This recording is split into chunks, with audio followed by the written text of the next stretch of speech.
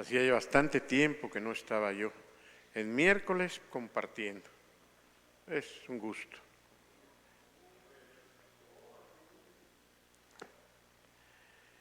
Vamos hoy a leer uno de los 66 libros de la Biblia completo. No se espanten, pero sí lo vamos a leer completito el día de hoy.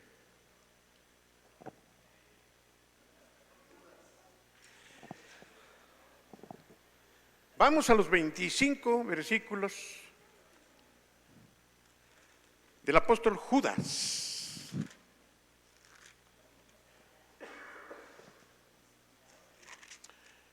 Es interesante, poco leemos este libro, poco aprovechamos el análisis del mismo.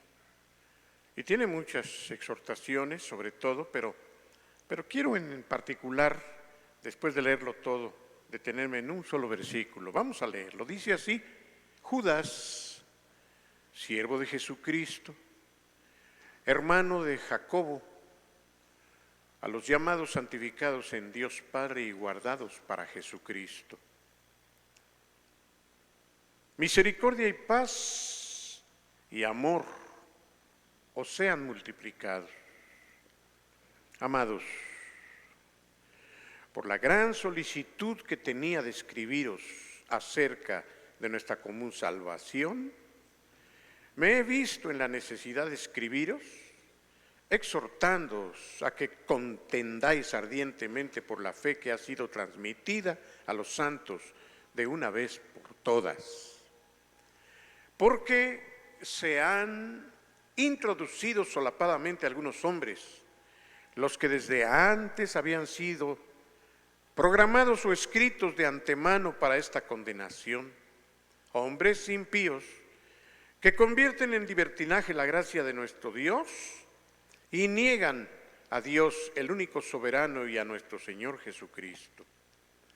Mas quiero recordaros, ya que una vez lo habéis sabido, que el Señor, habiendo salvado al pueblo, sacándolo de Egipto, después destruyó a los que no creyeron y a los ángeles que no guardaron su dignidad, sino que abandonaron su propia morada, los ha guardado bajo oscuridad, en prisiones eternas, para el juicio del gran día, como Sodoma y Gomorra y las ciudades vecinas, las cuales de la misma manera que aquellos, habiendo fornicado e ido en pos de vicios contra naturaleza, fueron puestas como ejemplo, sufriendo el castigo del fuego eterno. No obstante, de la misma manera también estos soñadores mancillan la carne, rechazan la autoridad y blasfeman de las potestades superiores. Pero cuando el ángel o arcángel Miguel contendía con el diablo, disputando con él acerca del cuerpo de Moisés, el arcángel Miguel no se atrevió a proferir juicio de maldición contra él, sino que dijo: el Señor te reprenda. Pero estos blasfeman de cuantas cosas no conocen, y en las que, como animales irracionales, conocen por instinto, en estas se corrompen. ¡Ay de ellos! Porque han seguido el camino de Caín y se lanzaron por lucro al error de Balaam y perecieron en la rebelión de Coré. Estos son manchas en vuestros ágapes, que comiendo impúdicamente con vosotros se apacientan a sí mismos. Nubes sin agua, llevadas de acá para allá por los vientos, árboles otoñales sin fruto, 2 veces muertos y desarraigados. Fieras olas del mar, que espuman sus propias vergüenzas. Estrellas errantes, para las cuales está reservada eternamente la oscuridad de las tinieblas. De estos también profetizó Enoc, séptimo desde Adán, diciendo: he aquí, vino el Señor con sus santas decenas de millares, para hacer juicio contra todos y dejar convictos a todos los impíos de todas sus obras impías que han hecho impíamente, y de todas las cosas duras que los pecadores impíos hablaron contra él. Estos son murmuradores, querellosos, que andan según sus propios deseos, cuya boca habla cosas arrogantes, adulando a las personas para sacar provecho.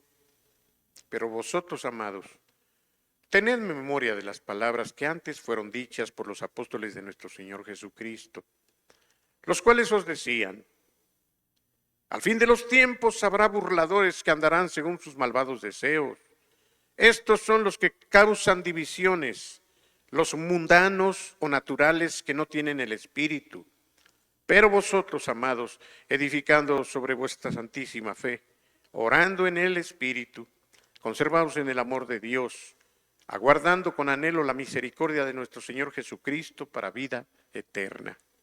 A algunos que dudan, convencedlos; a otros, salvadlos, arrebatándolos del fuego; y de otros, tened misericordia con temor, aborreciendo aún la ropa contaminada por su carne. Y aquel que es poderoso para guardaros sin caída y presentaros sin mancha delante de su gloria con gran alegría, al único y sabio, nuestro Salvador, sea gloria y majestad, dominio y autoridad, ahora y por todos los siglos. Amén. Muy bien.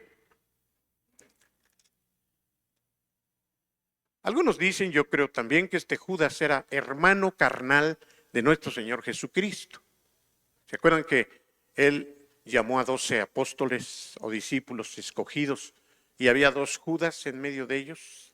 Uno, Iscariote, y este otro, el hermano de nuestro Señor Jesucristo. Bien. ¿Qué es una exhortación?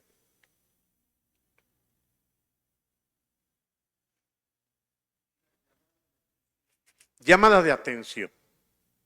¿Cuál es el propósito de una exhortación, Sarraca?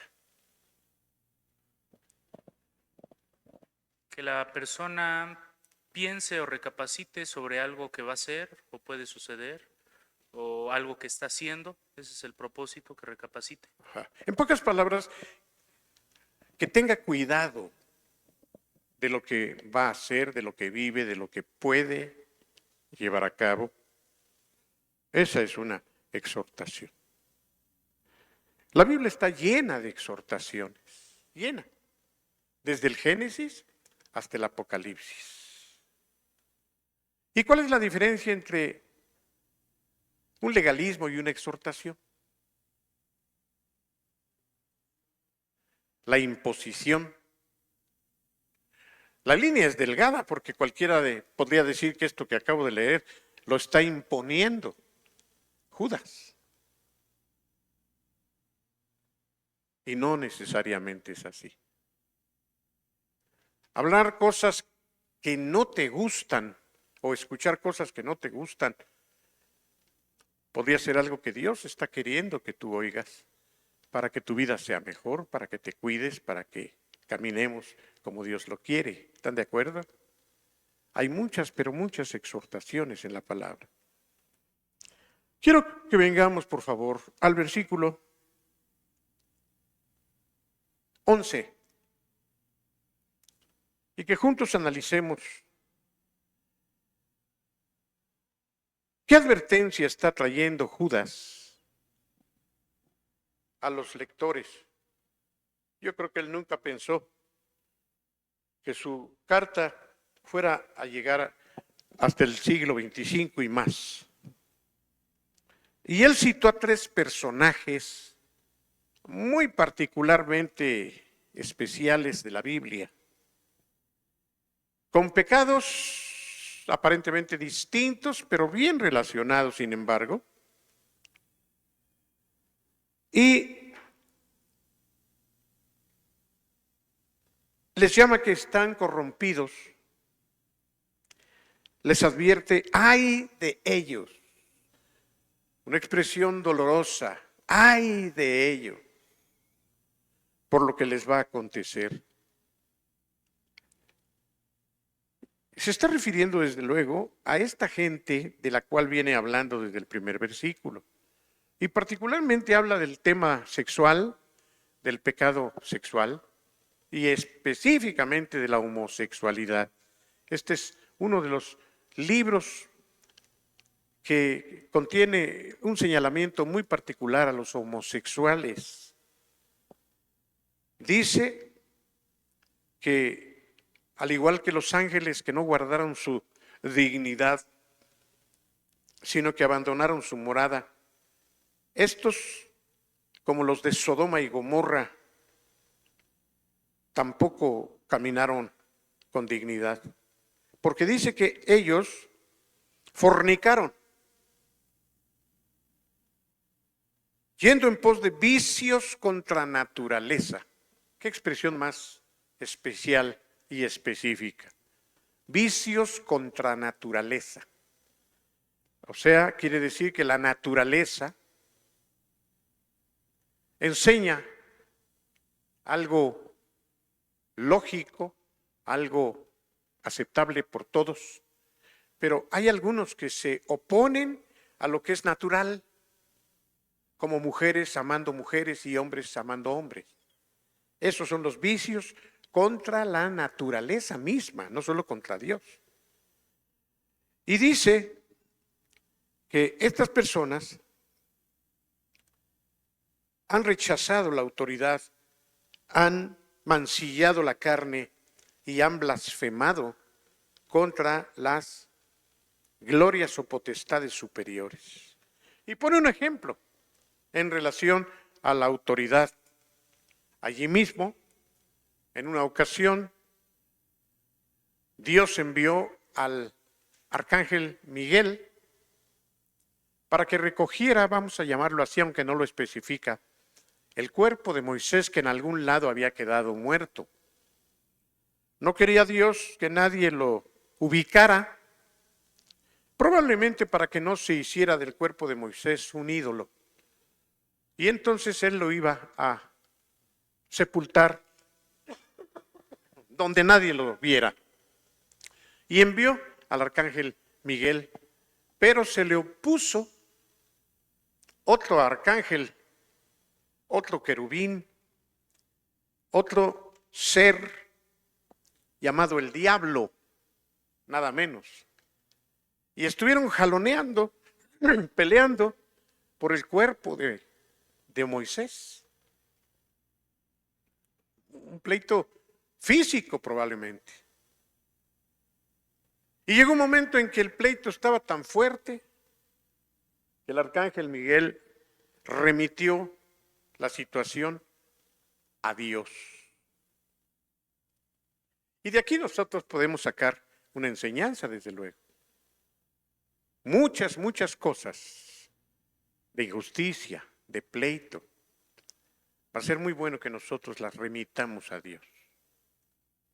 Que sea Él el juez, que sea Él quien nos apoye, que sea Él el que se meta. Yo no sé si tú has tenido esta experiencia, yo sí, muchas veces. Y cuando Dios se mete a favor de uno, las cosas son tremendas, hermano. Uno puede darse cuenta del respaldo tan fuerte que a veces me quedaba yo sorprendido, decía yo, te pasaste, Señor. Nunca pensé que me defendieras hasta ese grado. En más de una ocasión, hermanos, y yo glorifico a Dios por eso. Pero en este caso, el arcángel Miguel no peleó de tú a tú con el diablo, sino que le dijo: el Señor te reprenda. Él apeló a la autoridad máxima. Y aquí, como dije, existe una enseñanza muy hermosa, porque Miguel tenía que reconocer que en algún momento el diablo había sido su jefe. ¿Cómo así, pastor? Como dicen los colombianos. ¿Cómo así? Pues sí. ¿Quién era el diablo? ¿O quién es el diablo?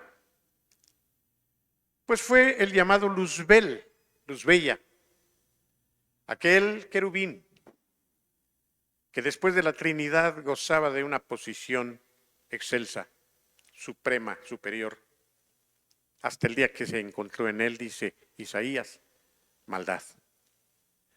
Pero cuando él era Luzbel, debajo de él estaban todos los demás ángeles, arcángeles, serafines, querubines, toda la creación de seres espirituales estaba debajo de la autoridad de Satanás. Hasta el día que cayó, no solo perdió esa posición, sino fue lanzado con una maldición para la eternidad en el infierno. Pero mientras él estaba allí luchando con el diablo, pues no se puso de tú a tú. ¿Cómo hubiera sido de tú a tú? Te reprendo, Satanás. Tú a mí no me vas a ganar porque yo ya soy el arcángel Miguel. Tú ya estás derrotado y yo te voy a... No se presenta allí esto. Dice, cuando el arcángel Miguel contendía con el diablo, disputando con él acerca del cuerpo de Moisés, no se atrevió. ¿Notan esa expresión? No se atrevió. ¿Qué es un atrevimiento? Yo sé que siempre lo más difícil es explicar una palabra, determinar el significado de una palabra. ¿Qué es atrevimiento? Pasarse de un límite, me gusta el concepto, sí. Atrevimiento. Te pasaste. Te fuiste más allá de lo que debías hacer, o más allá de lo que debías decir, o más allá de lo que te tocaba. Te atreviste. Por ejemplo, cuando un pequeñito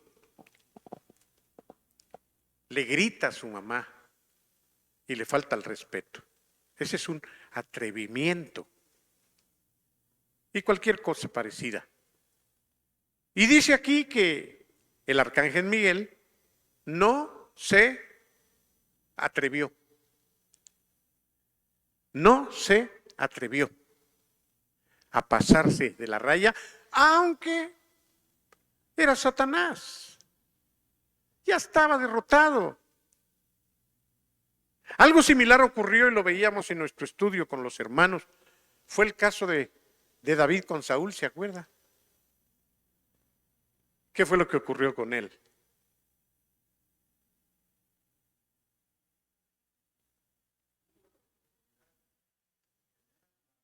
¿Correcto?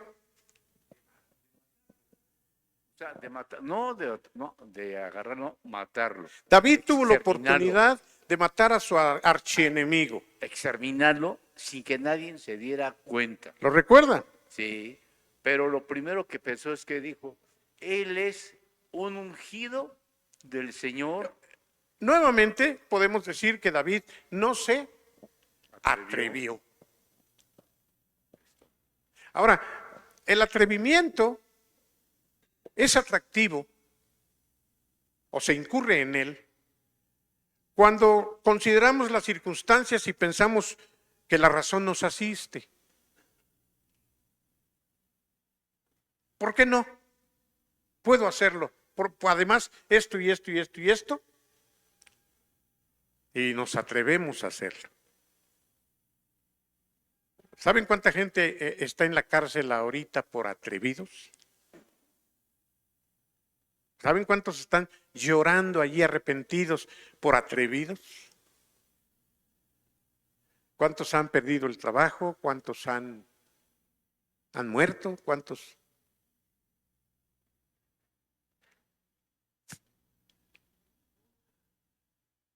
Satanás ya estaba derrotado. Saúl ya estaba derrotado. A David no le costaba nada tomar la espada y quitarse a su enemigo. Ya estaba ungido, ya era rey de Israel. Nada más estaba esperando que fuera muerto Saúl. Cualquiera de nosotros probablemente, o de los que no vinieron hoy, hubieran dicho, pues si ya todo está dado, este es el momento. Es evidente que Dios me lo está poniendo, diríamos, de apechito. Y sin embargo, David se detuvo. Dijo, yo no voy a subir al trono a costa de mi atrevimiento. Yo no voy a ser rey con mi propia mano o por mi propia mano. Y esperó, y Dios le quitó la vida a Saúl, y entonces fue rey el David de la Biblia. Muy bien, así llegamos entonces al versículo 11, en donde se nos presentan tres personajes de los que podemos aprender a través de la exhortación que Judas hace. Una vez que se refiere a todos esos de los versículos anteriores, dice, ay de ellos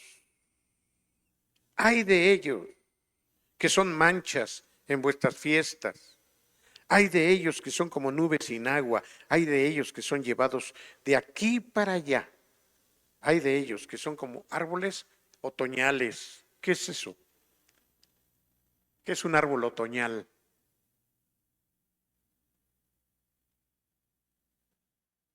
¿Qué es un árbol otoñal? ¿Qué pasa en el otoño? Se caen las hojas. Entonces, árboles otoñales es árboles pelones. ¿Sí?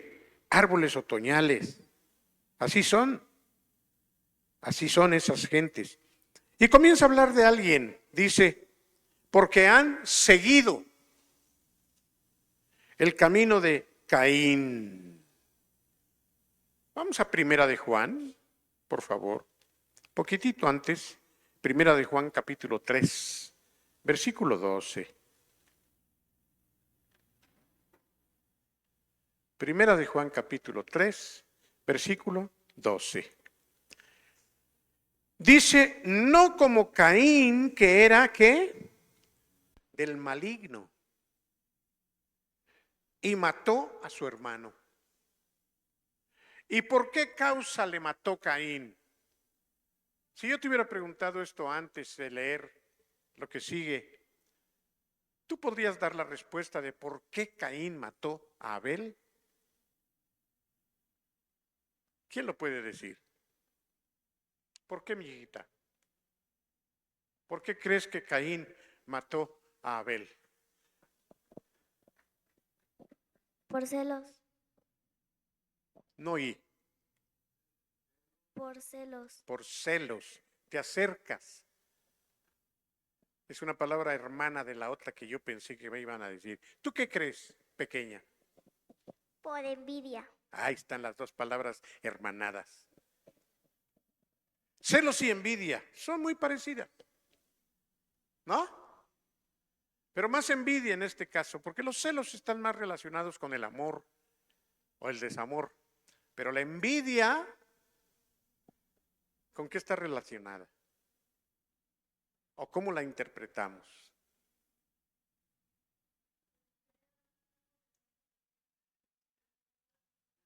Esa es codicia.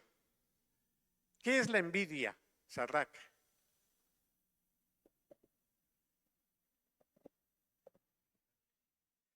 Que te dé envidia algo que tú no tienes, principalmente. ¿Qué es la envidia? Algo en que él es mejor. No. ¿Qué es la envidia, Lalo?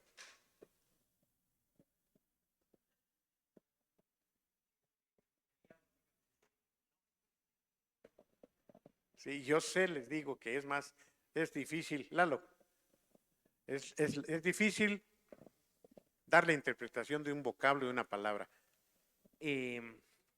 Sería básicamente, déjeme ver cómo lo ponemos en palabras simples. Envidia. Tener un deseo o un sentimiento negativo por algo que uno no tiene. Correcto. La envidia es sentirte mal por algo que otro tiene. Vamos a hacerlo así sencillo. La envidia es sentirte mal por algo que otro tiene. Eso es envidia. A veces se confunde con, no se hace egoísta, no, egoísta es no querer dar. Pero envidia es, ay, este tiene un vestido muy bonito. Yo quisiera un día uno de esos, pero no tengo para comprarlo. Eso es envidia. Puede ser también codiciar lo que tu hermano tiene, pero sobre todo envidia es sentirte mal por lo que otro tiene y tú no tienes. Y dice aquí, en el versículo 12, no como Caín, que era del maligno y mató a su hermano. ¿Y por qué causa le mató?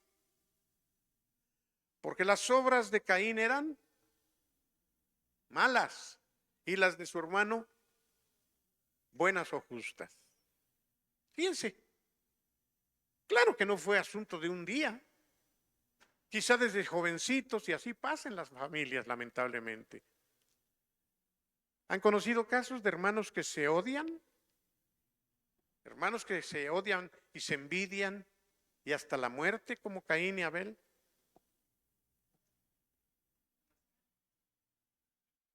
Pero, como en el caso de Caín y Abel. Pero no solamente es entre hermanos de sangre. La envidia ocurre en muchas cosas. ¿Creen que en la iglesia ocurre la envidia?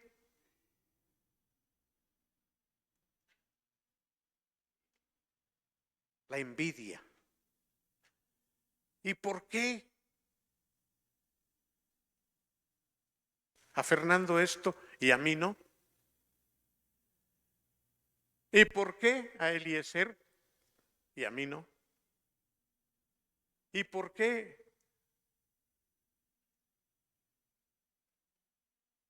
De hecho, el pecado por el cual dice la Biblia que la gente puede enfermar y morir es por envidia y también por egoísmo, porque algunos se adelantaban a comer su propia cena y a emborracharse y dejaban sin nada de comer a los demás. Ahí vemos la envidia.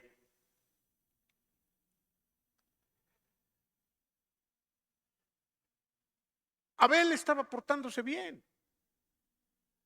Caín no tenía ese corazón. Abel hacía las cosas bien y lo que produjo seguramente en Caín el problema fue que a Abel le iba bien.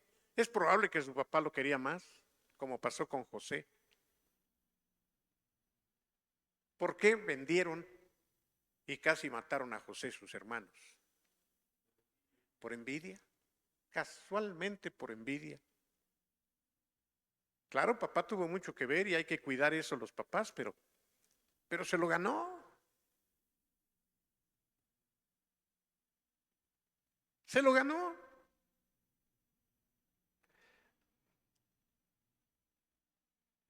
Yo he sido acusado de querer más a un hijo que otro. Y cuando yo reviso, digo, ¿será? Y el último en darse cuenta es uno, ¿eh? Y hay muchas razones para que eso ocurra. No digo que justificables, pero comprensibles. ¿Por qué puedes tú llegar a querer más a Susana que a Rebeca? O a María que a Espergencia. A lo mejor por el nombre. ¿Por qué puedes o quieres o llegas a querer más a un hijo que a otro? Hay un sinfín de situaciones. A veces ese hijo o esa hija te procura más. Sobre todo los que tenemos varios hijos. A veces ese hijo está más pegado contigo. A veces el hijo al que más estás queriendo y ni cuenta te das es el hijo que tiene mejores sentimientos que el otro.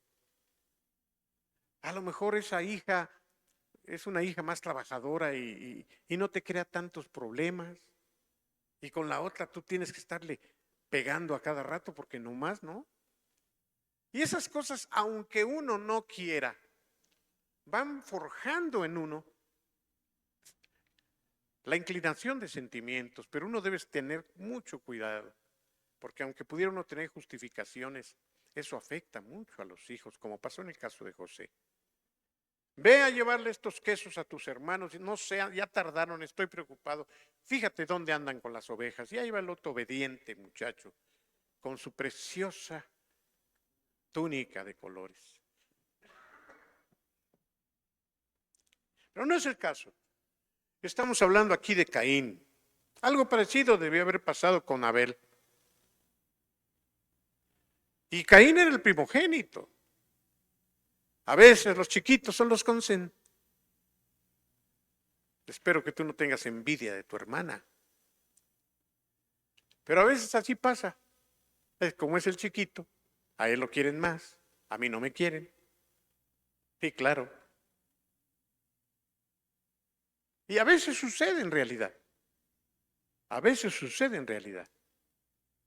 Y Caín creció viendo esas diferencias probablemente, viendo mal a Abel. Y un día salieron al campo, dice la Escritura. Pero antes de eso, también nos hace referencia a la forma como cada uno de ellos adoraba a Dios. Dice que ellos acostumbrados, enseñados por sus papás, seguramente, trajeron ofrenda a Dios. ¿Qué trajo Caín?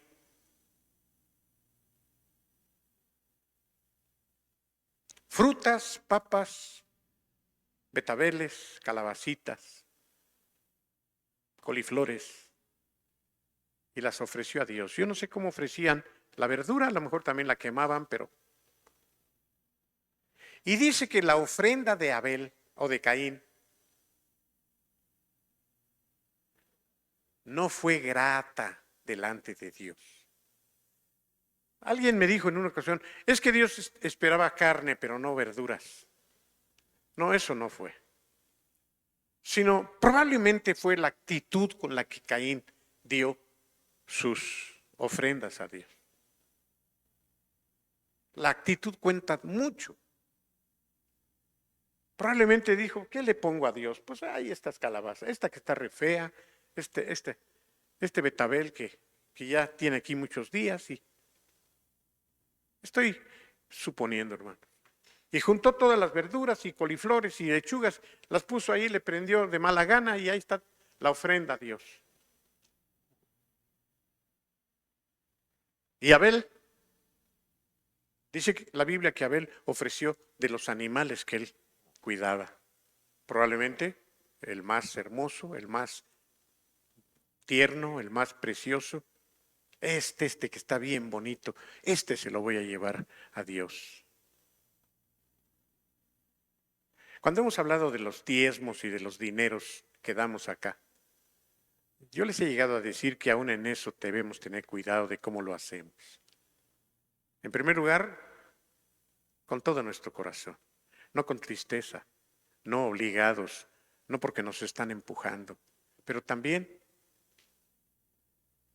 en primera instancia, ya recibí mi cheque, ya recibí mi sueldo, ya recibí mi sobre, esto primerito es para mi Dios.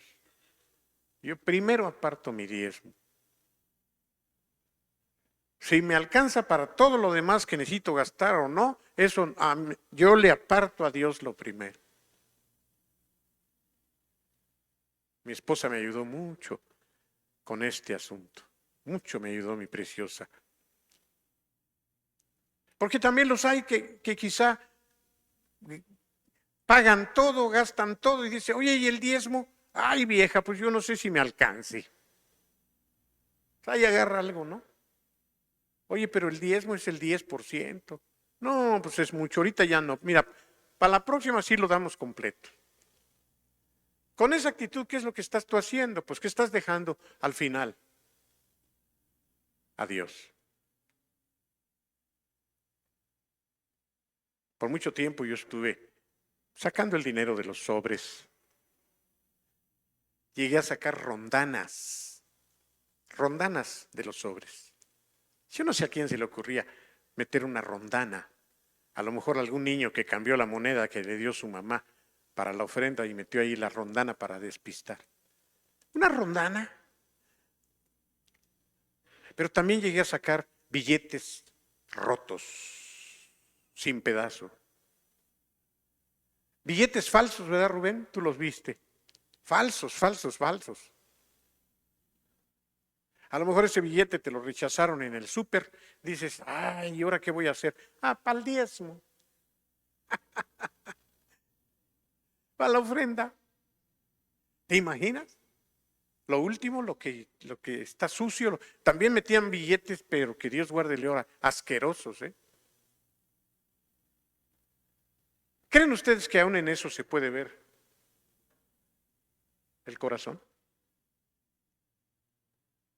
¿En esas cosas?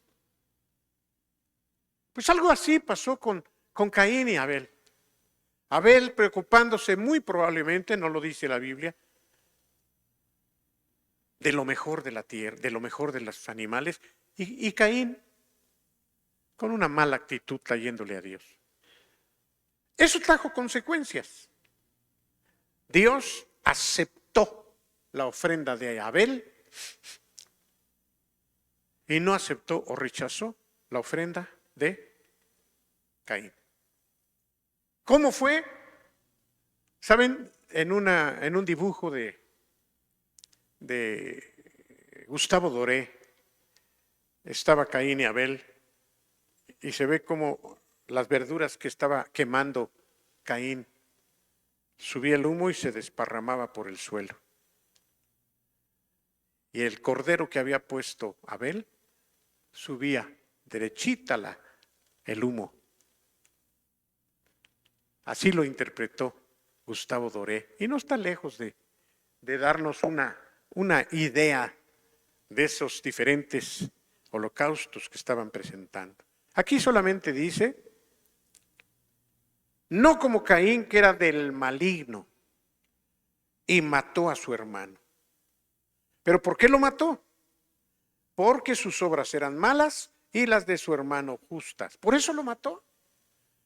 Porque sus obras eran malas. Él sabía que sus obras eran malas. Él sabía que Dios no lo estaba aceptando y sí estaba aceptando a su hermano. Y por eso lo mató. Le dio coraje que él sí era aceptado.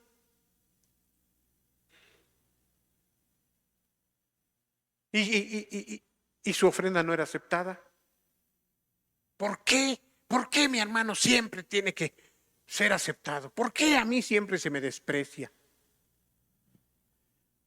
Hay que tener mucho cuidado en nuestro corazón con estos sentimientos que están cerca de todos, hermano. Están cerca de todo ser humano. Acaban de pasar ahí en el Estado un comentario más o menos decía así, que nos debería de dar gusto el éxito de los demás. No sé cómo lo decía, pero no sé si alguien lo leyó. Que lo que los demás disfruten, que lo que los demás triunfen, que lo que los demás... Eso como hermanos que somos en el amor que tenemos, nos debería dar gusto cuando a los demás les va bien. O sea, lo opuesto a la envidia. ¿Cómo saber si yo soy envidioso o no? Normalmente tú festejas al hermano cuando compra algo, cuando tiene algo bonito. Ay, mira, te enseño mira lo que compré. Ah, está bonito.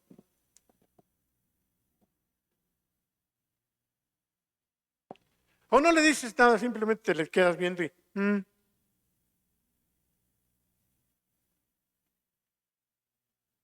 O eres de los que dice, oye, qué bonito, ¿cuánto te costó?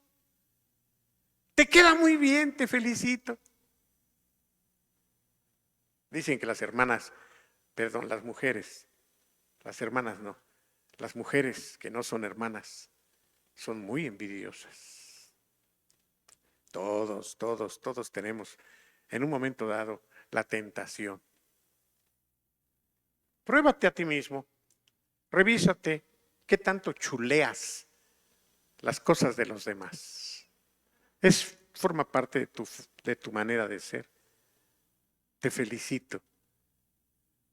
Qué bien te queda ese traje, qué bien te queda, o qué bien Oye, tu horno de microondas, ¿dónde lo compraste? Es de los mejores que yo he visto. Oye, qué barato te costó esto, te felicito. ¿Tú eres así? Porque la contraparte sería criticar todo lo que los demás tienen, aunque esté bonito.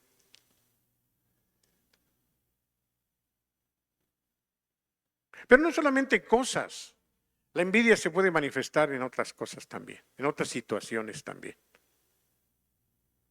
No en lo material nada más. Puede ser que tú tengas envidia de, ¿qué se te ocurre? De una hermana que conoce más la Biblia que tú. O de un hermano que se aprende la Biblia y los versículos de memoria mejor que tú. Y te duele, te molesta eso. Te molesta. Siempre cito a los pastores de los martes. Pues sabemos de todo. Y hay unos que conocen más la palabra que otros. Y hay otros que tienen mejor teología que otros y mejor doctrina que otros. Y también hay otros que predican mejor. Hay algunos que predican muy hermoso. Todo eso puede ser razón para que tú tengas envidia. Esto es, que te sientas mal porque hay una hermana que parece o es muy espiritual. A veces los pastores provocamos envidia en las ovejas. A veces sin querer. A mí me han reclamado. Ay, pastor, usted nomás menciona a fulana y a fulana, pero ¿y yo? O si saludo a alguna hermana. Ay, a mí no me dio beso, pastor. De veras, de veras. Y tengo que darle beso para que no me reclame, porque ella dice que no le di beso y nada más le di beso a la otra. La envidia. Por eso los celos sí son en parte también primo hermano de la envidia. Eso fue lo que tuvo Caín. Por envidia mató a su hermano. ¿Cuál es el segundo personaje? ¿Qué dice Judas? Dice que en cuanto a Caín,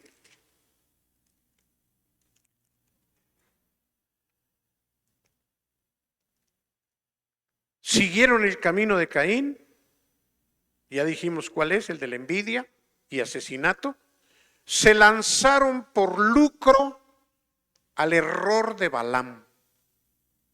Segundo personaje. ¿Quién fue Balaam? ¿Con quién relacionan a Balaam? ¿Con quién? Con una burra. Por cierto, una burra que habló. La burra de Balaam. ¿Te sabe la historia, preciosa? Sí. Estaba en su casa un día Balaam. Su burra mascando unos olotes, muy contenta. Y entonces tocaron a la puerta de Balaam. ¿Quién será?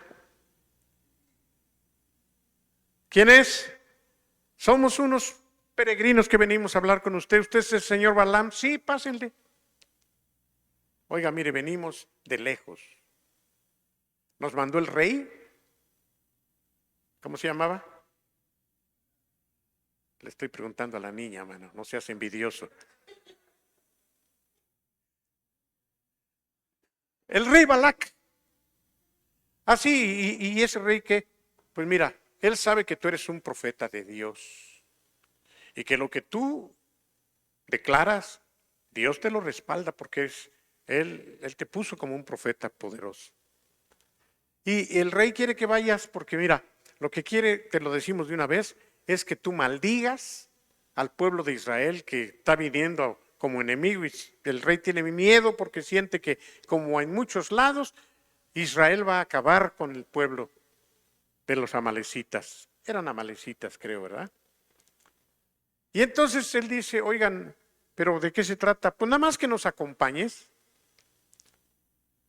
y que llegando allá tú te pares en el monte y maldigas al pueblo de Dios.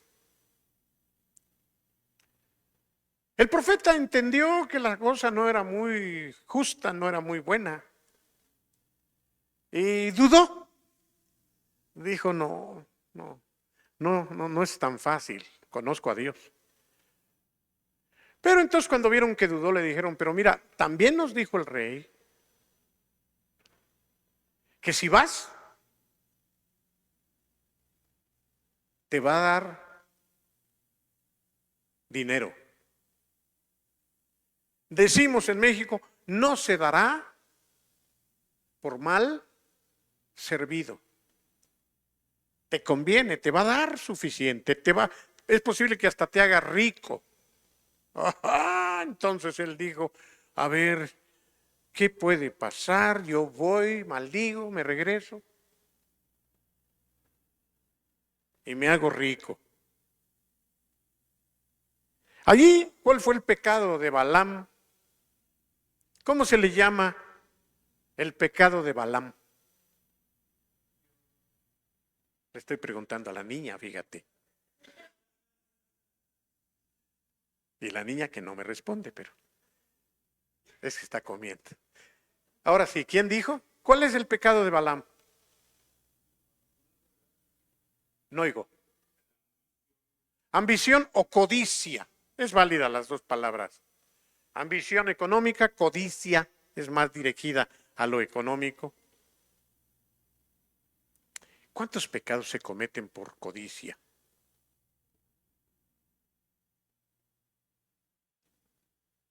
Se envidia, se mata, se agrede, se maldice, se amarga. La codicia. El deseo de tener dinero nos puede llevar hasta el robo, el asesinato. Tener. Hay quien se duerme llorando porque no tiene. Y con una envidia muy grande porque el otro sí tiene. En México, el querer tener, el deseo de tener, nos puede llevar a la corrupción, a la mentira, a la tranza, y hasta inventamos expresiones como el que si no tranza no avanza.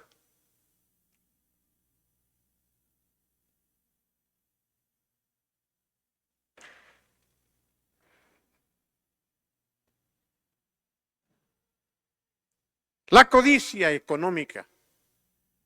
Finalmente Balaam, lo sabemos la historia, cedió a su codicia, tomó su burra y ahí va. Pero antes de ir la primera vez, el Señor le habla. Eso fue lo más tremendo. ¿A dónde vas, Balaam? Pues voy a pasear, Señor, voy acá, voy a... Tú no tienes permiso de maldecir a mi pueblo, le dijo Dios. Imagínense, no solamente él estaba analizando que él no podía, pero que Dios directamente le dijo, no lo puedes hacer porque es mi pueblo.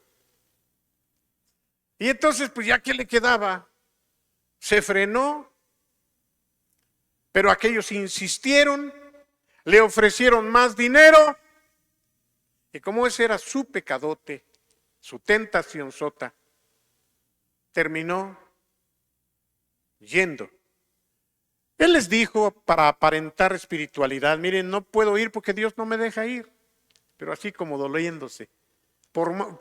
Miren, por más que yo quiera, Dios no me deja. Y entonces Dios lo prueba y aparentemente le da permiso. Hay que tener cuidado con eso.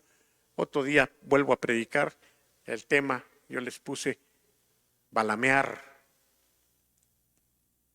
Eso, lo convertí en verbo, porque a veces Dios nos balamea. Como a Balaam, nos puede dar permiso de ir a hacer algo. nos puede empujar, nos puede abrir puertas, nos puede dar luz verde. Aunque no es su voluntad, Él dice, si quieres ve. O como decía la abuelita, si quieres ir anda. Y Balaam pensó, pues ya, Dios cambió de manera de pensar, ya me dio permiso y ahí va. No fue un profeta sensible, no fue un profeta que entendiera, ¿saben qué? Dios ya me dijo que no. No tenía que preguntarle a Dios porque dice, voy a preguntarle a ver si me deja. Lo tremendo es que cuando le preguntamos a Dios, a lo mejor por segunda vez, vamos a oír lo que queremos oír. Así pasa a veces con los pastores de esta iglesia. Una oveja va con un pastor, conmigo ya ni viene porque ya sabe lo que le voy a decir, pero va y busca otro y hasta que cae con, no voy a decir con quién, con Beto que acaba de llegar creo. Y entonces Beto le dice lo que la persona quiere oír. Y ya se va muy contenta. Lo hemos visto. Hay ovejas que buscan el consejo en varias gentes hasta que reciben lo que quieren. Cuando de antemano saben que no es correcto lo que están haciendo. Pero siempre la gente busca quien los apapache en su pecado, ¿no es cierto? Y ahí está Balaam cayendo en el engaño del diablo y en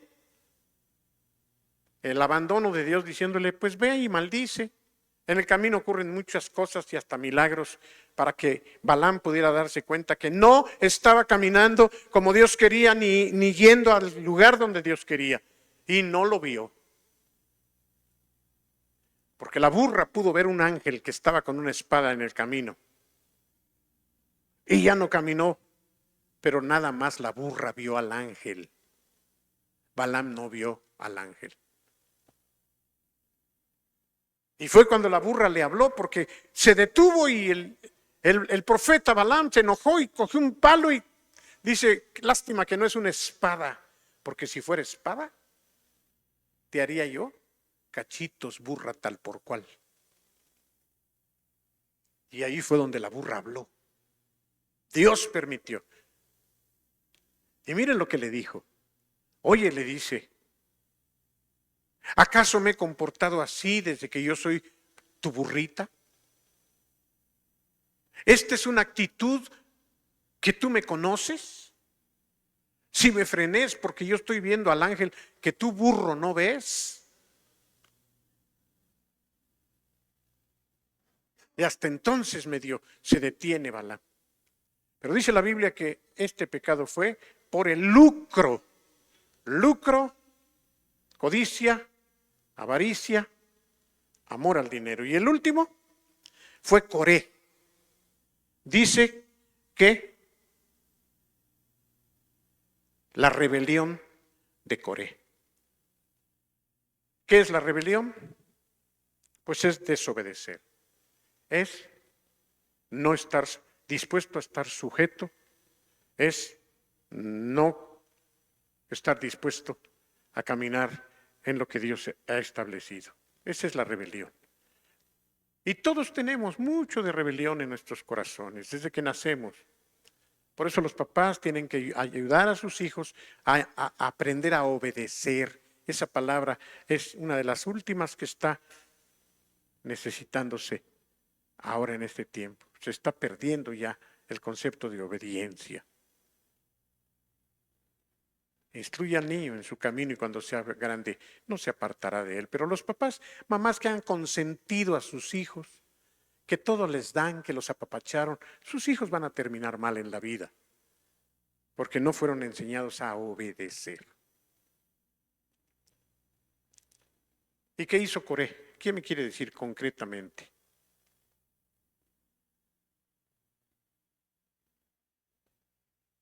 ¿Qué hizo Coré? ¿Quién era Coré? Compadre de Datán y de Abiram. ¿Quién era Coré? Hay que leer más la Biblia, hermanos. ¿Quién era? Sí, un israelita. Que solo causaba problemas. ¿Cuáles? Uno de ellos, la división. La división. Ah, Ahí dividió un grupo. juntó gente, siempre hay, nunca falta un roto para un descosido.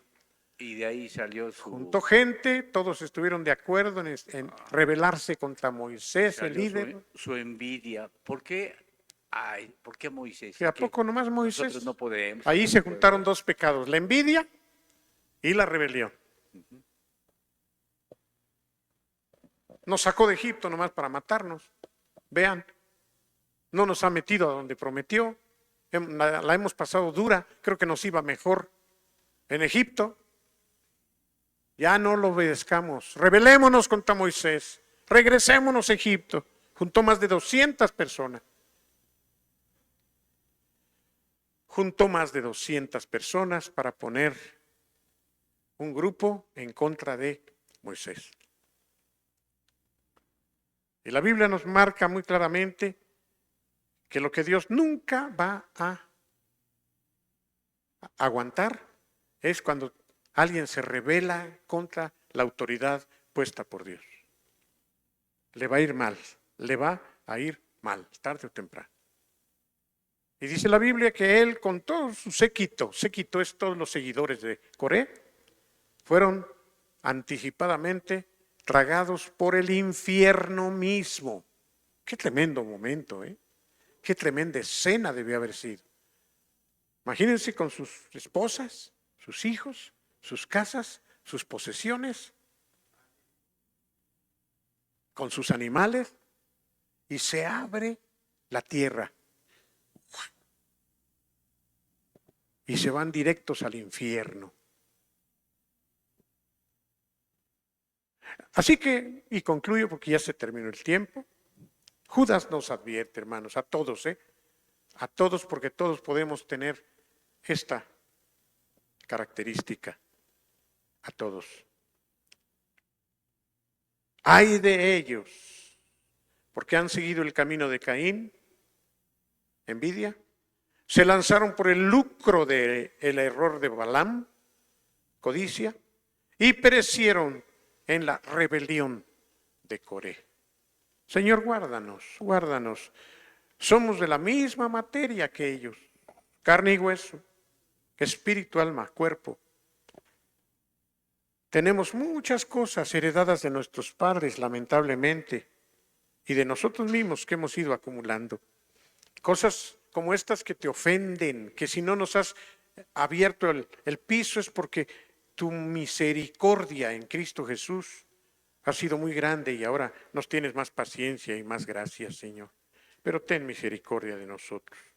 Quita de nosotros la envidia, quita de nosotros el amor al dinero, quita de nosotros la rebelión contra nuestras autoridades.